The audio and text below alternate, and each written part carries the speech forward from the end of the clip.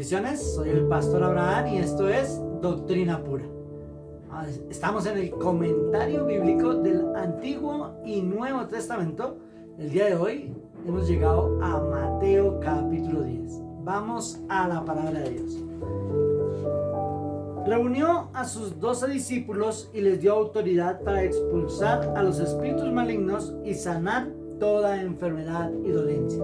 Así que el Señor Jesús, que ha venido formando personas de entre sus seguidores y ha hecho un llamado ahora a personas específicas, a 12 de ellos, de todos sus seguidores llamará a 12 y les da una autoridad espiritual en especial.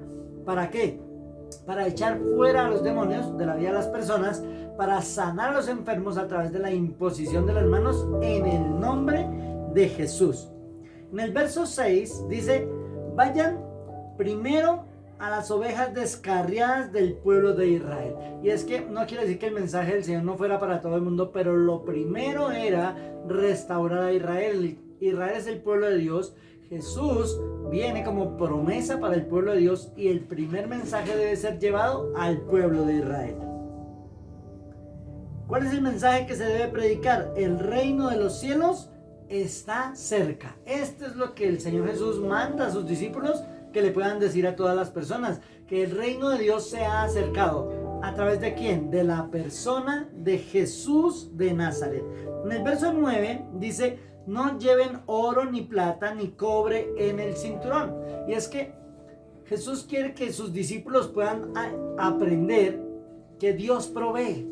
Que Dios proveerá el alimento, el alojamiento, el vestuario, todas las cosas que se requieren ministerialmente para ir a hacer la obra del Señor.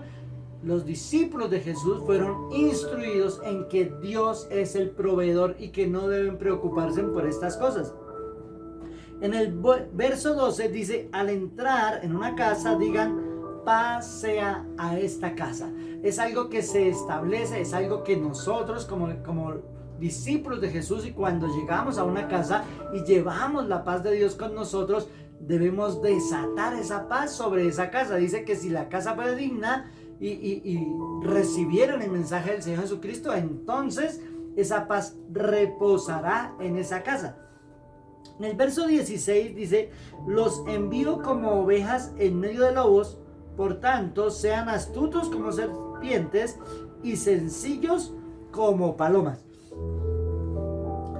¿Qué quiere decir que seamos ovejas en medio de lobos? Las ovejas son las mansas, las dóciles, las inocentes, y los lobos son los que cazan, los agresivos, los que matan, los que... Entonces, las personas que son enviadas como predicadores a anunciar el mensaje del reino de los cielos son como ovejas que van a ir en medio de lobos. Y el Señor Jesús hace dos consideraciones. Número uno, que debemos ser astutos y también que debemos ser sencillos. Esta astucia no es hacia la maldad, sino ser astutos para prever. La palabra de Dios nos enseña que el avisado ve el mal y se esconde. Eso es ser astuto, y debemos ser sencillos. Nadie debe creerse más por ser portador del mensaje del evangelio. Antes deben ser más humildes que los demás. En el verso 17, tengan cuidado con la gente, porque los entregarán a los tribunales, los azotarán en las sinagogas, por mi causa los llevarán ante los gobernadores y reyes para dar testimonio a ellos y a los gentiles. Así que el Señor Jesús desde el comienzo del ministerio les informó a sus discípulos que si estaban realmente dispuestos a ir y anunciar el reino de los cielos, sepan que los van a perseguir, sepan que los van a encarcelar y seguramente hasta los van a azotar, tratarán de matarlos. Dios estará con ustedes, pero es un precio que hay que estar dispuesto a pagar. Y los discípulos, todos dijeron: iremos, y todos tuvieron que pasar por estas circunstancias, no después cuando inicia la iglesia, sino desde ya. Aun cuando Jesús estaba aquí en la tierra y Él estaba enviando a sus discípulos, fueron perseguidos, azotados y encarcelados. En el verso 19 dice: pero cuando los arresten, no se preocupen por lo que van a decir o cómo van a decirlo. En ese momento se les dará lo que deben decir, porque no serán ustedes los que hablen, sino que el Espíritu de su Padre hablará por medio de ustedes. esto es una gran revelación, y es que las personas que son boca de Dios no hablan de su propio corazón, sino habla lo que el Espíritu de Dios coloca en sus bocas para hablar. Es esta la verdadera palabra de Dios, que es predicada, ministrada y enseñada. ¿Cómo podemos verificar si lo que sale de la boca de un predicador es conforme a la palabra? Porque es lo que está escrito en la palabra. No puede ser algo de su propio corazón. En el verso 22 dice: por causa de mi nombre todo el mundo los odiará, pero el que se mantenga firme hasta el fin será salvo. Y aquí el Señor no es como un condicionamiento, pero sí es como una precaución. Y es que vendrán esas persecuciones y muchos serán desanimados y preferirán no exponerse a ese vituperio, a pesar de saber que podrían perder su salvación. Entonces el Señor Jesucristo dice: permanezcan firmes, no importan las circunstancias que tengan que vivir, permanezcan firmes, porque el que persevere hasta el fin. ¿A qué se refiere la palabra fin? Yo te lo puedo decir: hasta el final de tus días, hasta tu último día de vida, hasta tu último aliento que respires. Ese fue el fin. Hasta ahí debes perseverar para mantener tu fe, mantener tu salvación. En el verso 24 dice: el discípulo no es superior a su maestro, ni el siervo es superior a su amo. Así que el Señor establece también en esta parte, hablando a sus discípulos, tal vez Él veía algún tipo de conducta en alguno de ellos, y era importante mencionar esto, y es que por más que sean usados, por más que el Señor los respalde, por más de que sean boca de Dios, jamás serán superiores a su maestro. ¿Y quién es nuestro maestro? Nuestro Señor Jesucristo. Nunca nadie será. Y en otra parte de la palabra encontraremos: bástate que seas como tu maestro. Si eres muy usado, vas a ser como tu maestro, y no importa qué tan alto haya levantado Dios a un predicador, a un ministro, a una persona que hable en el nombre del Señor. Si él está sujeto a una autoridad, siempre regresará a esta autoridad. Quiero que notes que en el libro de Hechos de los Apóstoles, en el capítulo 13, en la iglesia de Antioquía era donde estaba el apóstol Pablo, donde también estaba Bernabé y habían otras personas, y Bernabé y Saulo son apartados para la obra apostólica, para ser enviados. Y cada vez que Pablo terminaba un viaje misionero, volvía a la iglesia de Antioquía, donde seguramente había un pastor, no sé si tan reconocido, ni siquiera lo nombran, ni que hubiera hecho un ministerio tan grande como el de Saulo o el del mismo Bernabé. Aún así, Saulo regresaba a su pastor para dar informe de lo que había hecho. Miremos el verso 28. No teman a los que matan el cuerpo, pero no pueden matar el alma. Teman más bien al que puede destruir el alma y el cuerpo en el infierno. Esta palabra, si la entendemos bien, es que Jesús le está diciendo: algunos van a morir por la causa del evangelio, tal vez todos, por la causa del evangelio. Cuando se levantó la gran persecución, todos sus apóstoles fueron mártires por la causa de Cristo. Así que nosotros en este tiempo realmente gozamos de unos privilegios impresionantes, donde podemos hablar con toda libertad, no en todo el planeta, pero sí en la gran mayoría, el evangelio de Jesucristo. No pasará de un insulto, una mala actitud, de pronto un empujón, hasta un golpe, pero de ahí no pasará de pronto agresión física hacia las instalaciones. Pero en nuestro tiempo, en la gran mayoría de los lugares del mundo, no se persigue a muerte a los predicadores del evangelio. En otras partes del mundo, aún en el siglo XXI, se persigue a los predicadores y se les quita la vida por causa del nombre de Jesús de Nazaret, nuestro Salvador. Verso 32. A cualquiera que me reconozca delante de los demás, yo también lo reconoceré delante de mi Padre que está en el cielo. Pero a cualquiera que me desconozca delante de los demás, yo también lo desconoceré delante de mi Padre que está en el cielo. En el capítulo 28 del libro de Mateo, nosotros vamos a encontrar de la carta del Evangelio según San Mateo, que el Señor Jesucristo dijo: toda autoridad me ha sido dada en los cielos y en la tierra. ¿Quién se la dio? El Padre. Todo lo puso bajo la autoridad del Hijo. Y es el Hijo quien va a llevar el juicio. Es el Hijo el que va a presentar las personas ante el Padre y va a decir: sí son mis discípulos, sí están escritos en el libro de la vida, sí pueden entrar a tu presencia o no pueden hacerlo. Así que si nosotros acá en la tierra estamos dispuestos de día a día a confesar a Jesús como nuestro Señor, Salvador y guía, también el día que estemos en la presencia del Dios Todopoderoso, Jesús dirá: yo lo conozco, es mi siervo justo y fiel, que sobre poco fue fiel y sobre mucho lo pondré, dice la palabra de Dios. Ahora mira el verso 34. No crean que he venido a traer paz a la tierra. No vine a traer paz, sino espada.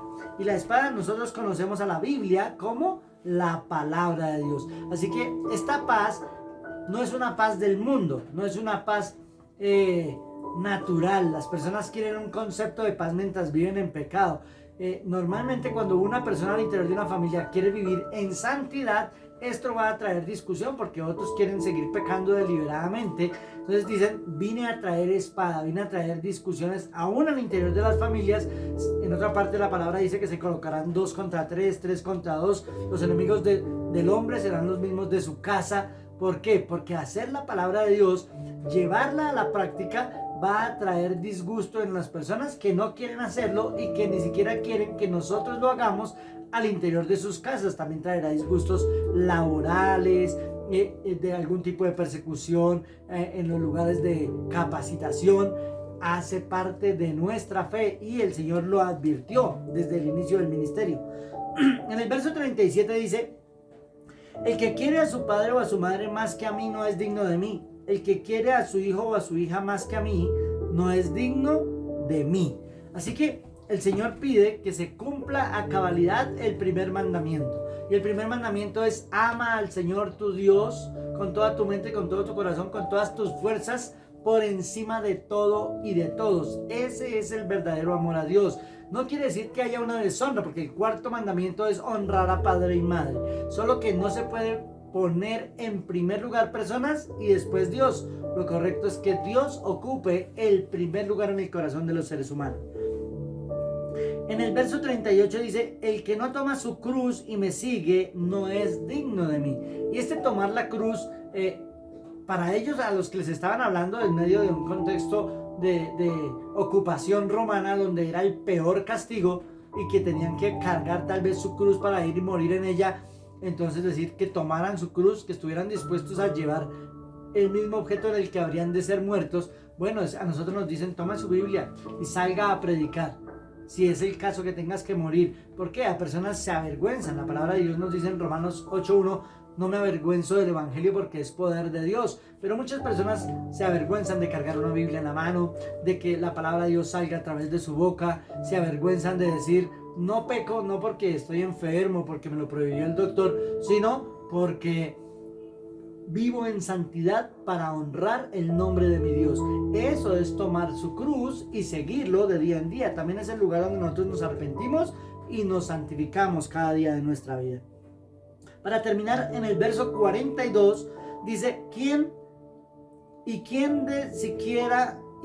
dé siquiera un vaso de agua fresca a uno de estos pequeños por tratarse de uno de mis discípulos, les aseguro que no perderá su recompensa. Así que el Señor dice: primero les dije que no llevaran nada, pero también digo que todo el que apoye su ministerio, todo el que siembre en ustedes, todo el que provea para sus necesidades, recibirá una gran retribución, una gran recompensa directamente de Dios mismo.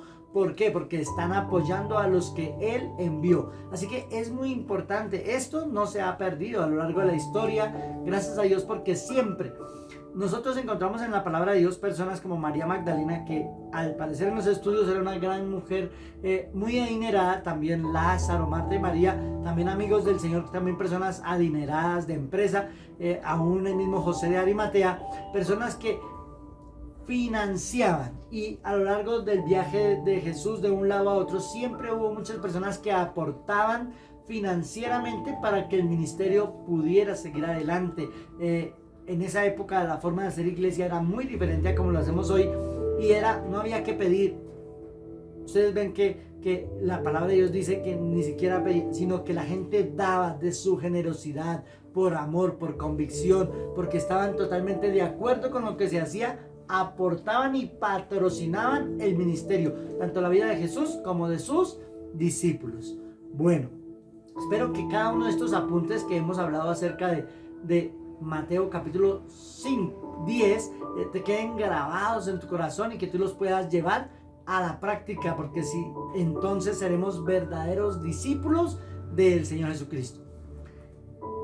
Nos reencontramos en el próximo video. Espero que te suscribas a nuestro canal, que apoyes este trabajo ministerial, suscribiéndote, dándole like a los videos, compartiéndolos con todos tus contactos y tocando la campanita para que te lleguen las notificaciones de nuestro comentario bíblico los días martes acerca del Antiguo Testamento y los días viernes acerca del Nuevo Testamento. Te bendigo en el nombre poderoso de Jesús y hasta la próxima.